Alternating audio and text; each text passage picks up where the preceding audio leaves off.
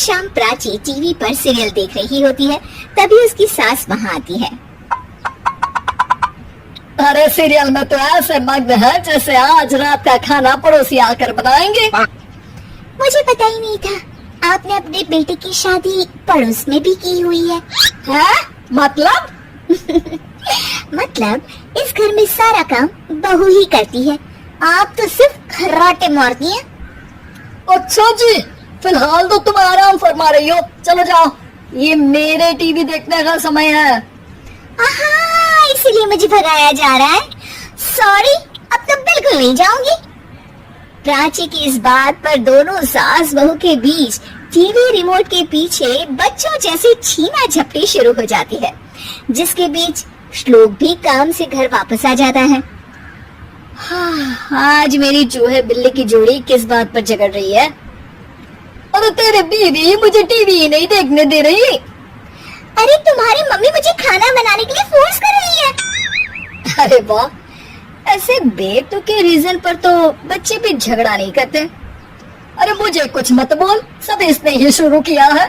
हाँ, जैसे आप तो बहुत दूध की धूली है ना। अरे बस, दोनों चुप।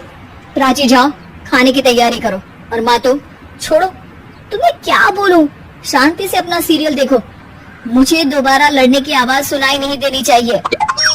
ऐसा बोलकर श्लोक वहाँ से चला जाता है, जिसके पीछे पीछे प्राची भी कुछ न कुछ बड़बड़ाते हुए रसोई में चली जाती है। हाँ, सासू जी को तो कुछ बोलेंगे ही नहीं, बस मुझ पर ही हुक्म चलता है, खाना बनाओ, जैसे मैं इनके घर में खाना बनाने के लिए आई हूँ। इसी तरह शाम बीतती है और रात को श्लोक और प्राची की सास खाना खाकर सोने चले जाते हैं, लेकिन प्राची गुस्से में कुछ खाए बिना काम में ही लगी रहती है। इस घर में किसी को घंटा फिक्र नहीं पड़ता, मैं खाऊं या भूखी रहूं। प्राची कुछ देर के लिए रसोई से बाहर जाती है और जैसे ही वापस आती है तो वहाँ दूध का भरा ग्लास देखकर हैरान रह जाती है। फिक्र पूरी है, बस दिखाना नहीं है। प्राची दूध पीकर सोने चली जाती है और अगली सुबह एक बार फिर सास बहू का कार्टून नेटवर्क स्टार्ट हो जाता है। ये तुमने ही किया है। अरे अजीब जबरदस्ती है, मैं बोल रही हूँ मैंने कुछ नहीं किया। दोनों ने मिलकर पूरे घर को पागल खाना बनाया हुआ है। यहाँ कोई नॉर्मल इंसान तो रह ही नहीं सकता, इसीलिए अब पड़ोसी क्या रिश्तेदार भी घर आने से कतराते हैं। और सुन बेटे, तू भी चंगा, तेरी माँ भी चंगी, तेरी बीवी भी चंगी, रिश्तेदार। हाँ जी, आपको नहीं पता क्या, गंगाधर ही शक्तिमान है, रिश्तेदार ही। हाँ, बस समझ गया। कभी जानवरों जैसे लड़ेंगी तो कभी जुगलबंदी करेंगी। भाई मैं आप दोनों के बीच में नहीं फंसना चाहता। सास बहू की इस मनमौजी जोड़ी से परेशान होकर श्लोक अपना सिर खुजलाता वहाँ से चला जाता है। चलो अब मैं भी कीर्तन में जा रही हूँ। इस पर जैसे ही सास कमरे में अपना पर्स लेने जाती है तो वहाँ नाश्ते की प्लेट रखी देख मुस्कुराने लगती है और नाश्ता करके घर से बाहर निकलते हुए कुछ पैसे टेबल पर रख जाती है, जिसके कुछ देर बाद सिलेंडर वाला घर आता है। ओ मोरी मैया, मैं सिलेंडर के बारे में तो बिल्कुल भूल ही गई थी। घर खर्च के सारे पैसे भी मम्मी के पास है और श्लोक से बोला तो उल्टा 4 बात सुनाएंगे। प्राची ये सोच ही रही होती है कि अचानक उसका चेहरा चमक उठता है और वो घर में आकर इधर उधर देखने लगती है। तभी उसकी नजर टेबल पर रखे पैसों पर पड़ती है, जिन्हें वो सिलेंडर वाले को दे देती है। ये सब श्लोक देख लेता है। अच्छा बेटे, इतना बड़ा घोटाला, सबके सामने मैं तेरी दुश्मन और पीठ पीछे तेरी मेरी यारी।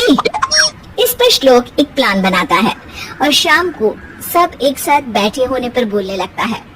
माँ, तुम दोनों की बहुत लड़ाई होती है, इसलिए मैं सोच रहा हूँ कि प्राची को उसके घर छोड़ाऊं, इससे वो भी खुश रहेगी और तुम भी। अचानक श्लोक की ये बात सुनकर सास बहू शौक से उसकी तरफ देखती है। अरे ऐसे कैसे घर छोड़ाओगे, मुझे कहीं नहीं जाना। अरे तुमने बोला नहीं पर मैंने सुन लिया, तुम्हें मम्मी के साथ रहना अच्छा नहीं लगता, मुझे पता है।